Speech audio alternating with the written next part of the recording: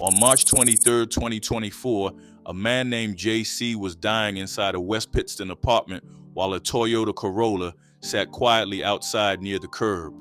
Crew members searched drawers for cash cards, firearms, and anything worth carrying away before police arrived. By the time investigators reconstructed the room through rental records, dating messages, surveillance footage, and stolen phones, they realized JC was not the only man connected to that same setup. That was ntanyl Correa before the operation collapsed. During its peak, though, the whole thing moved very differently. Before JC ever reached that West Pittston room, the trail ran back to Gardiner, Maine, where 36 Brunswick Avenue became the quiet regroup spot. Gardiner was small, close to Augusta, with old mill streets and a rivertown pace that did not scream federal case. That was what made the apartment useful, at least according to investigators, since the serious work happened hundreds of miles away. The crew could come back from Pennsylvania, New Hampshire, or other stops, lay low, sort phones, split property, then move again. Samuel Jordan had the place in his name, while Dylan Tooley Small was also tied to that same address. By the time police searched it, the apartment had become more than housing in the government's theory. Amanda Marie Correa sat at the center of that setup, even though her frame made the nickname Tiny sound almost harmless at first. She was 29, tied in public reports to Scranton, New York City, and Maine, which gave her reach beyond one neighborhood.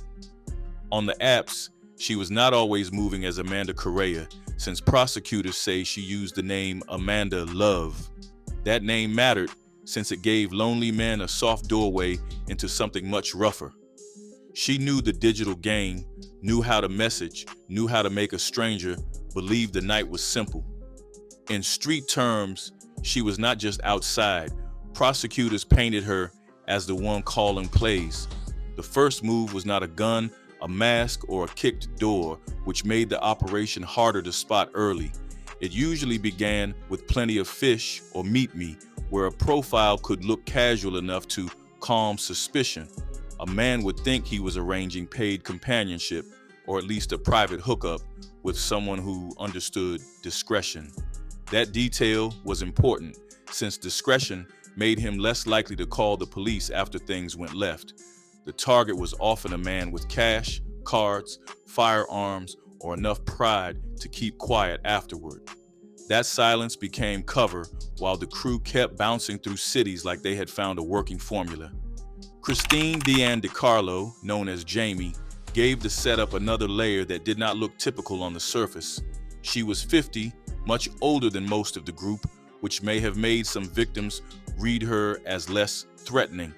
According to authorities, she could be the woman who actually showed up, stepped inside, talked normally, then helped move the encounter forward.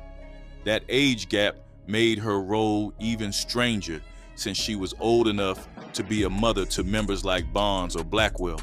Still, the indictment placed her inside the conspiracy, tying her directly to the same heavy federal charges. When Jamie appeared with Tiny, the scene looked less like a stick-up, which was exactly the point. Once the victim relaxed, the conversation could shift toward party favors, which sounded like regular nightlife language to men expecting cocaine. The powder was the trick, since prosecutors say it contained fentanyl, not the harmless party line victims thought they saw. Investigators say the plan could shift toward forced or hidden exposure, with the powder introduced without real consent. When even that failed, the smooth talk dropped, the muscle entered, and then the date became a robbery with guns involved. That three-step design gave the crew options, which made each setup dangerous in a different way.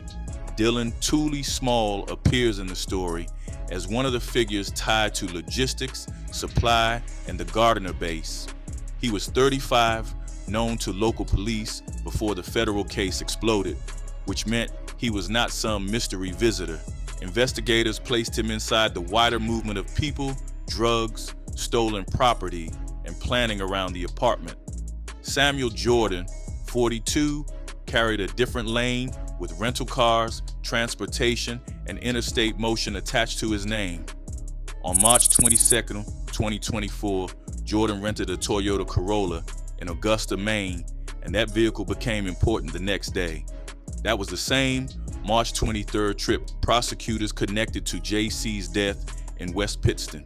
The younger names brought another kind of pressure into the mix, especially Shakare Jamont Clout Blackwell and Shakur Seraphin Kur Brownstein. Prosecutors said some members had New York City gang affiliations, though the public filings did not spell every connection out.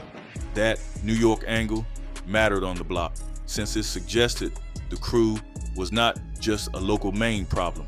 Blackwell was 23, Brownstein was 27, and both fit the muscle side of an operation moving across states. Robert Andrew Tripp Barnes, 24, was another young name, federal records tied to field activity.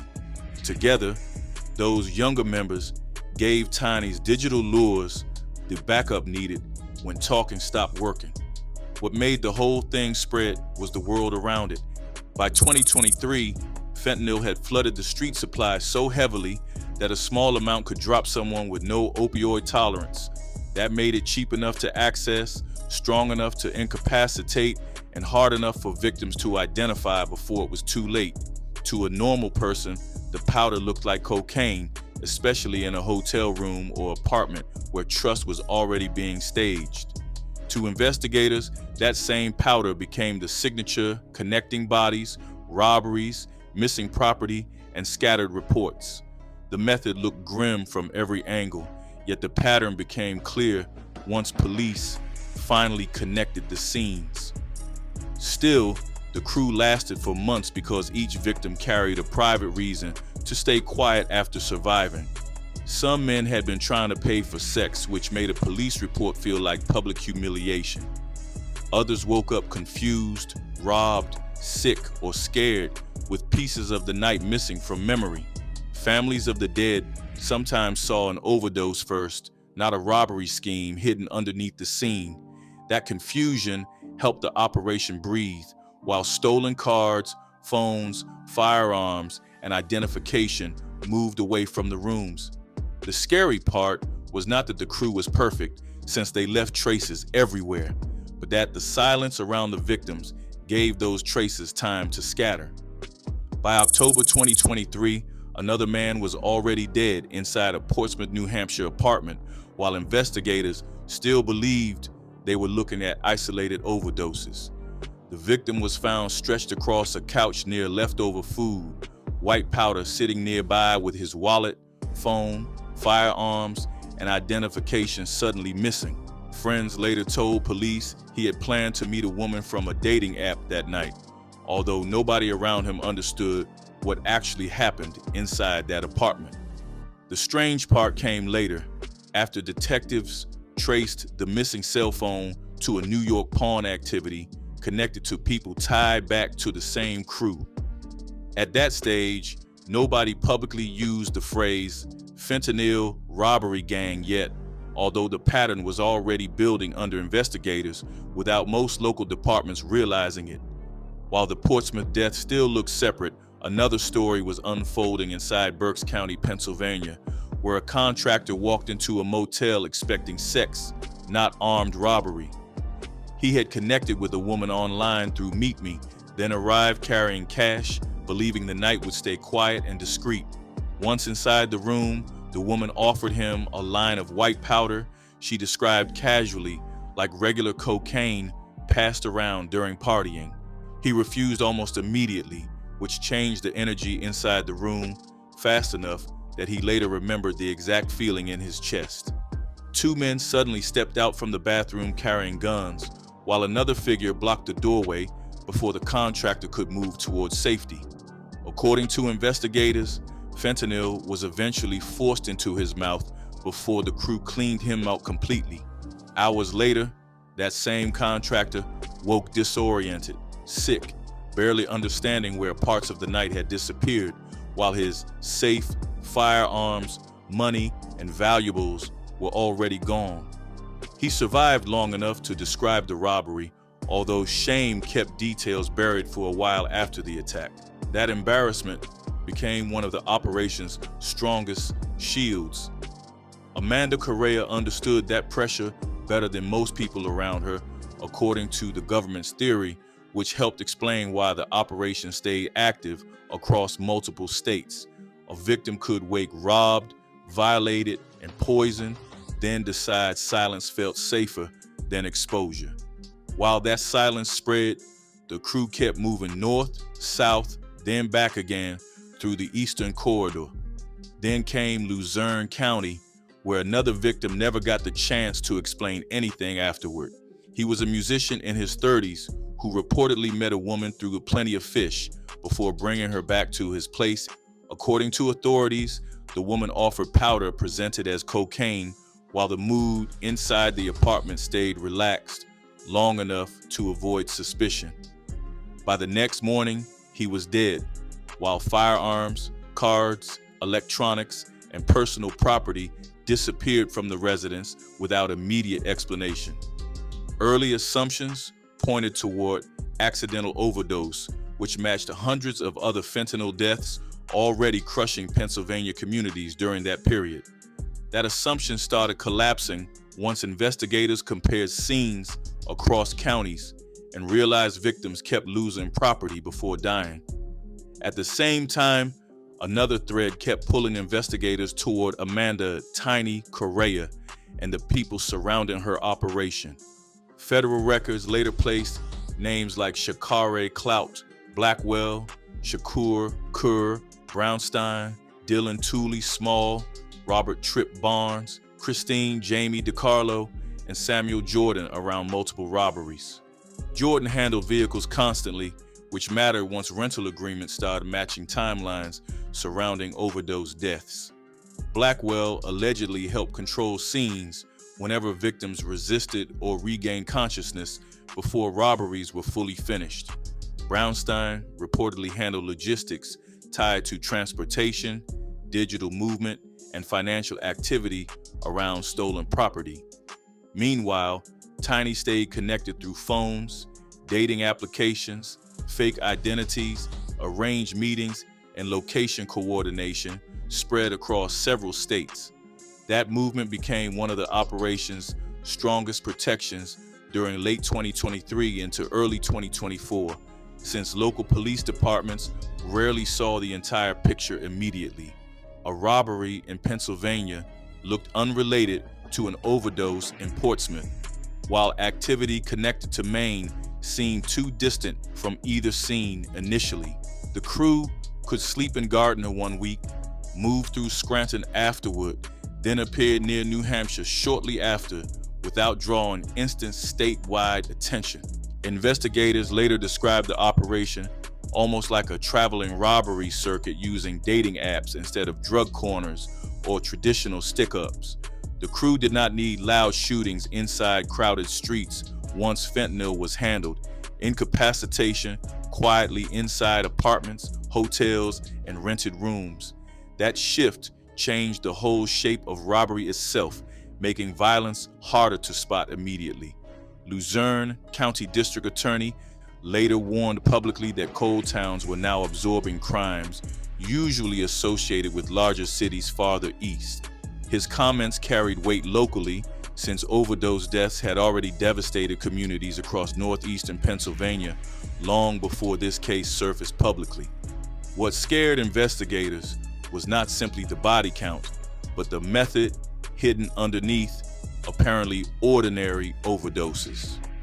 A dead man beside white powder looked familiar during the fentanyl epidemic, which gave the crew cover that most street robbery crews never received. Detectives slowly realized firearms kept disappearing from overdose scenes far too consistently for coincidence.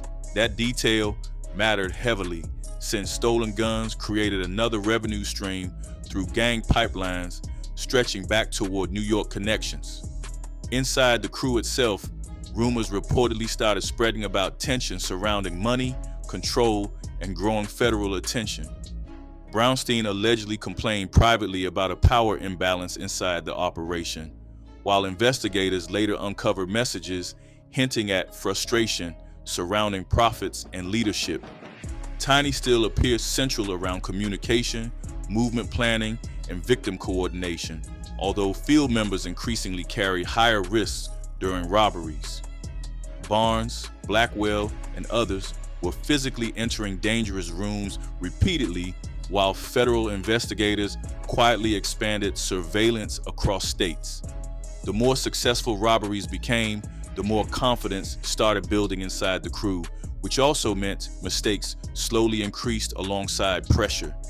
Pawned phones, stolen bank cards, digital transfers, burner accounts, rental records, and surveillance footage started stacking into something larger than scattered overdoses. By spring 2024, law enforcement agencies across Pennsylvania, New Hampshire, Maine, and nearby states were no longer treating these scenes like isolated tragedies involving reckless drug use. Investigators had victims waking robbed without memory, dead men connected to dating applications, missing firearms entering illegal circulation, plus recurring travel patterns tied to the same names. Families who originally believed relatives simply overdosed started learning that those men may have been deliberately targeted before dying. Detectives reviewing scene reports kept finding identical details appearing repeatedly around victims connected to women from Plenty of Fish or Meet Me. That consistency shifted the case away from narcotics enforcement into something darker, involving robbery, manipulation, interstate coordination, and homicide-level consequences. By then, federal investigators already believed they were no longer chasing random overdoses, but an organized crew weaponizing fentanyl almost like a quiet execution tool. The break finally came during April 2024 after one surviving victim in Scranton woke up, realizing almost everything around him had disappeared. His cards were missing and his phone had been cleaned out, while parts of the robbery still felt foggy from the fentanyl exposure. Unlike several earlier victims, though, this man recovered quickly enough to start checking what remained connected through his Apple account.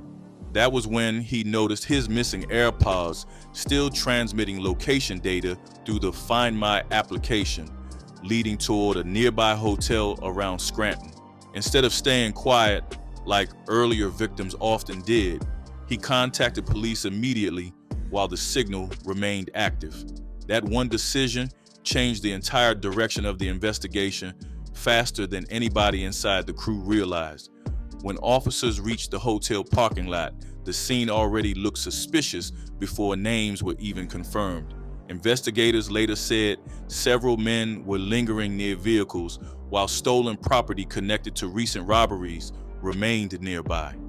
Once police started approaching, some suspects immediately tried creating distance from officers instead of calmly answering questions. One suspect was captured before leaving the area, while stolen items tied directly to the Scranton victim reportedly turned up during the stop. Detectives then started comparing those names against open robbery files scattered across Pennsylvania, New Hampshire, and nearby states. Suddenly, details that once looked disconnected started matching almost perfectly between cases. The same dating applications kept appearing beside victims connected to robberies or overdose deaths involving white powder, later identified as fentanyl. Plenty of Fish surfaced repeatedly during interviews, while Meet Me accounts connected multiple robberies through digital communication records recovered afterward. Investigators realized victims often described nearly identical setups before losing consciousness, including flirtation, party favors, private rooms, and women using fake identities. Several men described waking confused after blacking out, while others never regained consciousness long enough to explain what happened. At that point, local detectives were no longer dealing with isolated robberies, accidental overdoses, or random drug activity. The FBI joined heavily alongside the DEA, ATF, Pennsylvania State Police, local detectives, plus agencies stretching from Maine through New Hampshire into Virginia. Investigators started rebuilding movement patterns through surveillance cameras, toll data, hotel records, rental agreements, cell phone activity, plus financial transactions connected to stolen property afterward. Samuel Jordan's name became especially important once agents traced the Toyota Corolla rented in Augusta, Maine during March 2024. That same vehicle later appeared connected to the trip ending with J.C. dead inside the West Pittston apartment. What originally looked like scattered movement suddenly resembled organized interstate travel following a repeatable robbery blueprint. As investigators dug deeper, the operation started collapsing under its own sloppy mistakes instead of sophisticated police tactics alone. Stolen phones connected to victims appeared later in pawn transactions tied to New York activity surrounding crew members. Rental agreements placed names like Samuel Jordan near vehicles traveling across states during critical dates surrounding robberies and deaths. Dating application messages recovered through warrants showed conversations arranging meetings between victims and women linked back to Amanda "Tiny" Correa. Bank cards stolen during robberies later triggered financial tracking once suspects attempted purchases or withdrawals connected to known locations. Burner phones helped temporarily, although repeated communication patterns eventually exposed movement between crew members anyway. Technology slowly turned against the same people who had used digital platforms to hunt victims originally. Federal investigators also began focusing heavily on Gardiner, Maine, particularly the apartment at 36 Brunswick Avenue connected to Jordan and Dylan Tooley Small. Neighbors later described unusual traffic flowing through the building long before national attention reached the case publicly. Some residents noticed unfamiliar vehicles carrying out-of-state plates arriving late, leaving early, then returning days later with different passengers. Gardiner Police Chief Todd Pillsbury later confirmed officers already knew several names tied to the residents before the federal case exploded publicly. Still, nobody inside that neighborhood realized the apartment allegedly sat at the center of a multi-state robbery conspiracy tied to overdose deaths. When investigators finally executed the search warrant in April 2024, the apartment immediately produced items reinforcing what detectives already suspected. Authorities reportedly recovered phones, fentanyl, cash, firearms, plus digital evidence helping connect communication between different crew members and victims. Amanda Correa, Christine Jamie DiCarlo, Dylan Small, plus Samuel Jordan all became more tightly linked through evidence gathered around that location. Federal agents also focused heavily on records surrounding travel routes stretching repeatedly between Maine, Scranton, Luzerne County, Berks County, Portsmouth, and nearby cities. The apartment no longer looked like random housing connected to drug users drifting through New England.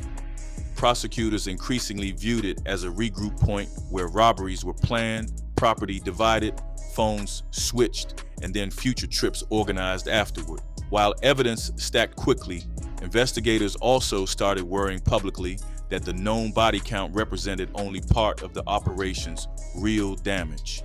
4 overdose deaths officially tied to the conspiracy already carried massive federal consequences, although detectives feared additional victims may have been buried inside ordinary fentanyl statistics. That concern made sense once authorities compared overdose scenes where valuables disappeared before families even realized crimes had occurred.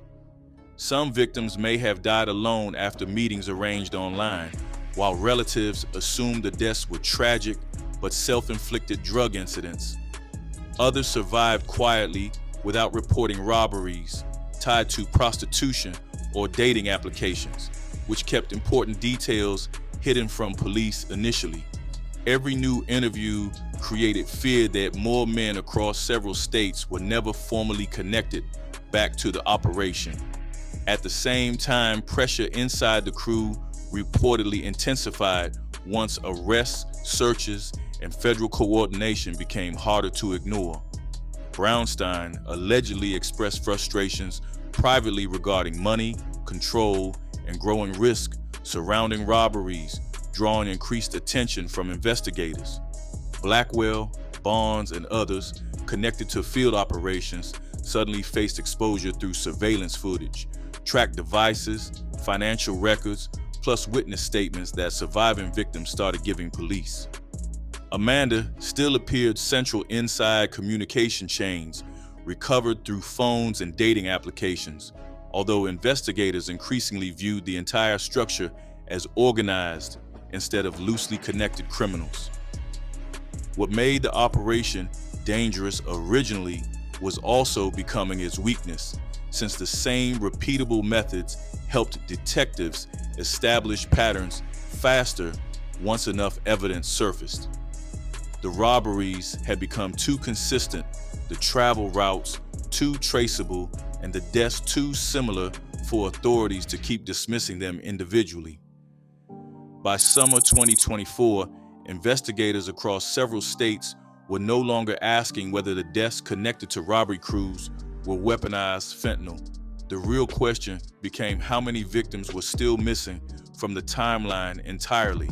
On July 12, 2024, federal officials stood together in Wilkes Barre while cameras rolled across a room packed with investigators from several states.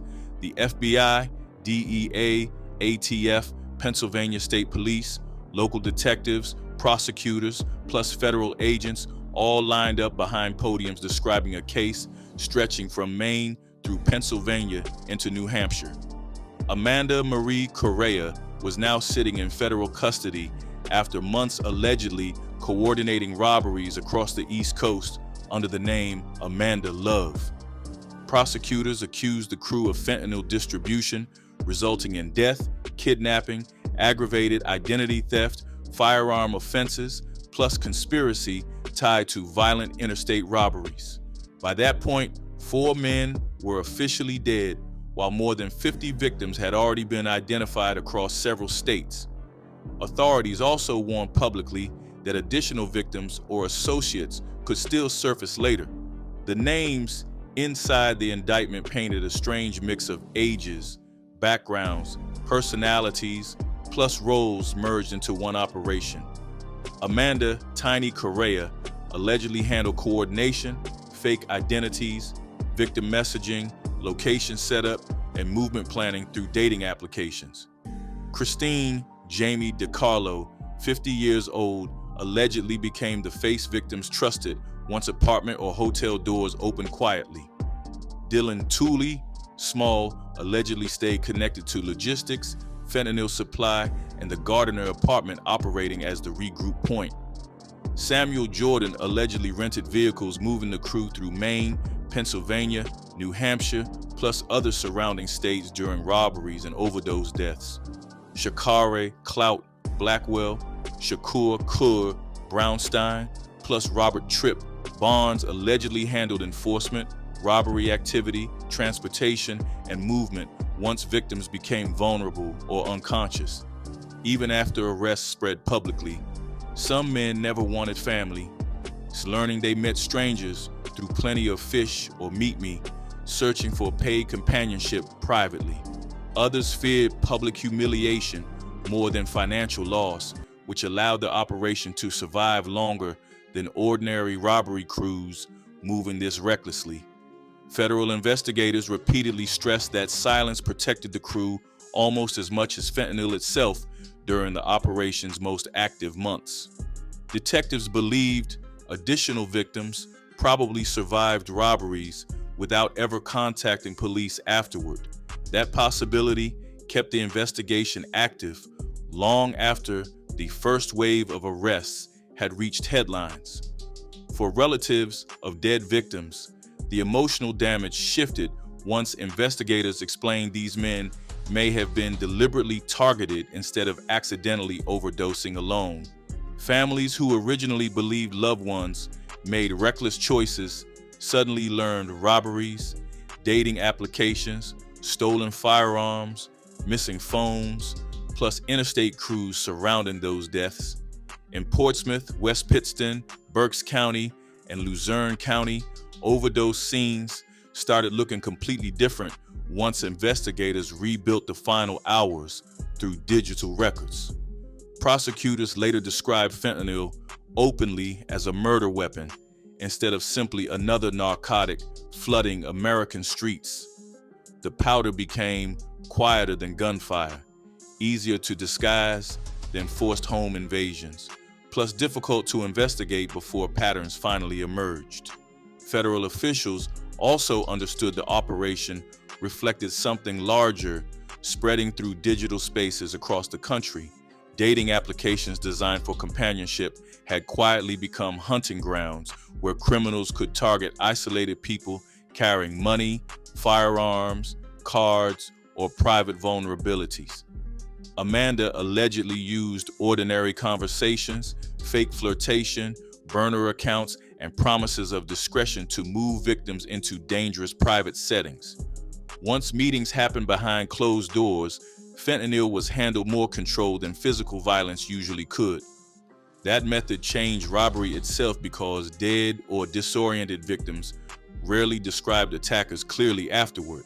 Investigators worried openly that similar crews may already exist elsewhere using the same blueprint with different names. All 7 defendants entered not guilty pleas, while federal prosecutors continued building the larger conspiracy case around travel records, dating messages, phones, rental agreements, financial transactions, plus overdose evidence. Investigators still believed associates connected to New York gang pipelines or stolen firearm distribution may remain unidentified publicly.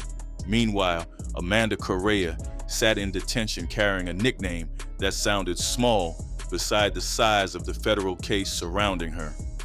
Amanda Love had allegedly coordinated meetings ending with robberies, overdoses, missing property, and multiple deaths spread across several states. The story circled back finally toward that room in West Pittston where JC faded after taking powder, presented as cocaine, while the Toyota Corolla waited outside quietly. 4 men ended up dead, dozens more were robbed, and one crew allegedly turned modern loneliness into a traveling business model built around fentanyl, dating apps, stolen guns, and silence.